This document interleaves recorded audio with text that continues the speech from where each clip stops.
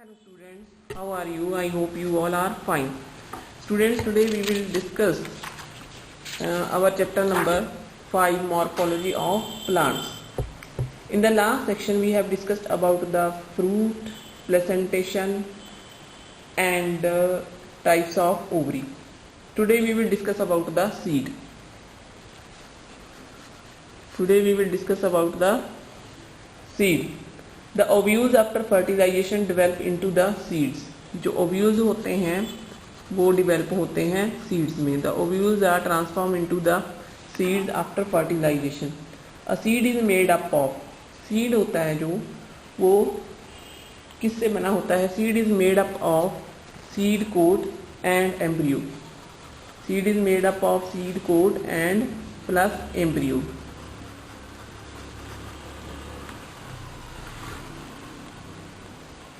Then the embryo is made up of. अब ये जो embryo है ये किससे बना है? The embryo is made up of radicle, embryo axis and two cotyledons. Radicle plus embryo axis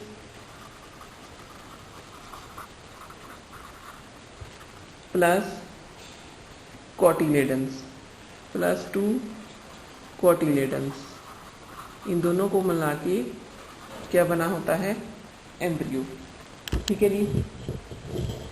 now we will discuss the structure of monocotyledon as well as the dicotyledonous seeds separately. First we will discuss about the structure of dicotyledonous seeds. Students see, I am drawing here the structure of dicotyledonous seed.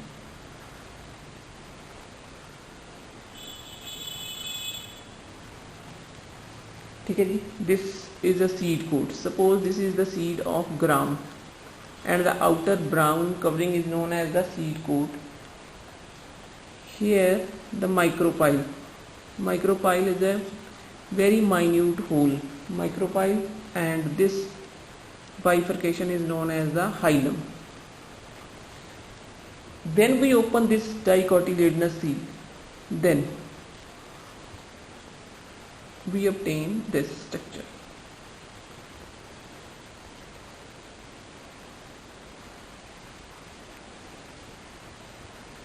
Here two cotyledons. These are two cotyledons. Radicle means ये इसके बीच में baby plant है जिसका ये radicle है और ये plumule है. ठीक है जी. Now see, the outermost covering of the seed is known as the seed coat. The seed coat has two layers.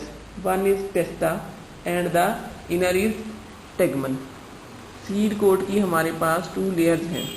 Seed coat has two layers, testa and tegmen.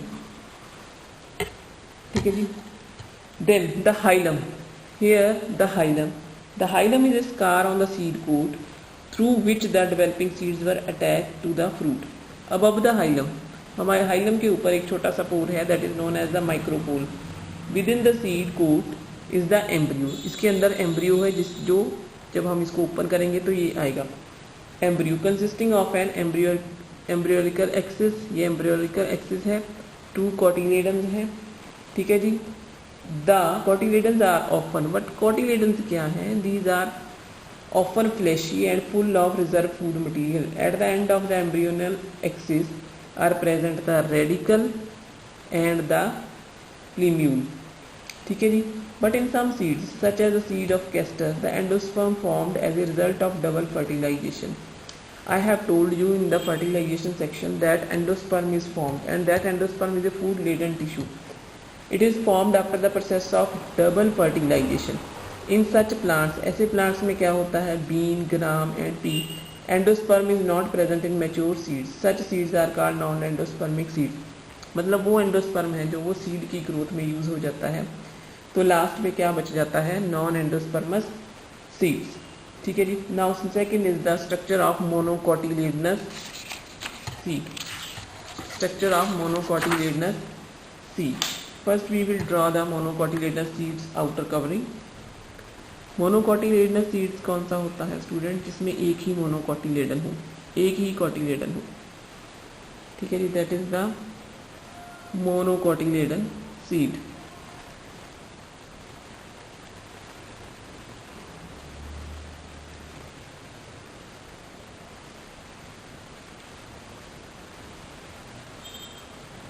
This is the seed of the maize. This is embryo. This is endosperm. This is endosperm. If we draw the structure, then now I am drawing here the structure, internal structure.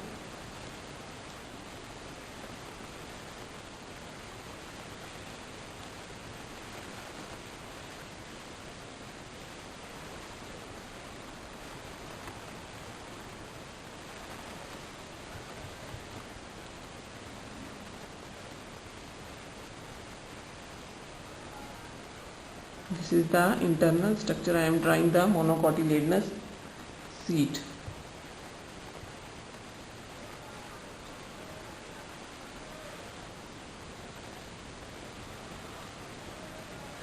This is the endosperm.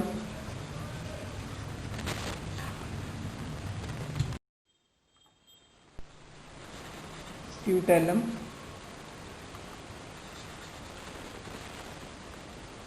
Plumule,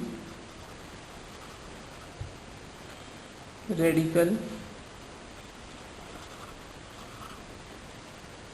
This is coleoptile. This is coryza. Now see students, monocotyledonous seeds are non-endospermic, but in some orchids they are endospermic. In the seeds of the cereal such as maize, ये मेज का seed draw किया है मैंने, ठीक है जी। Seed coat is membranes, जो seed coat होती है वो मेम्ब्रेनस ही होती है and generally fused with the fruit wall. The endosperm is bulky and store food, देखिए कितना बड़ा एंडोस्पर्म है, ठीक है। The endosperm is bulky and store food. The outer covering of the endosperm separates the embryo bye A proteinaceous layer called the aleurone layer. ये जो मैंने बनाई है ये वाली लेयर कौन सी है, एल्यूरोन लेयर, ठीक है जी। जो आउटर कोट और एंडोस्पर्म को, ये आउटर कोट है जो आउटर कोट और एम्ब्रियो को आपस में एंडोस्पर्म में सेपरेट कर रही है। This is the outer coat. The embryo is small and is situated in a groove at one point of the endosperm, यहाँ पे ये सेटल है embryo. Then it consists of a one large and shield-shaped cotyledon known as the scutellum. This is the scutellum, ठीक है जी। ये जो endosperm के नीचे वाला एरिया है जिसे एल्यूरोन लेयर ने सेपरेट किया हुआ, ये सारा क्या है, स्क्ल्यूटेलम है, ठीक है जी। एंड ये है हमारे पास एम्ब्रियो जिसका ये प्लूम्यूल है और ये रेडिकल है। Radicle is protected by coleorhiza and plumule is protected by coleoptile respectively, ठीक है जी। तो ये है हमारे पास the seed structure of monocotyledonous seed, ये बहुत इंपॉर्टेंट है, इसकी डायग्राम आपने याद। हाँ जी स्टूडेंट्स, इसके बाद जो हमारे पास बुक में है वो है फ्लोरल फार्मूले।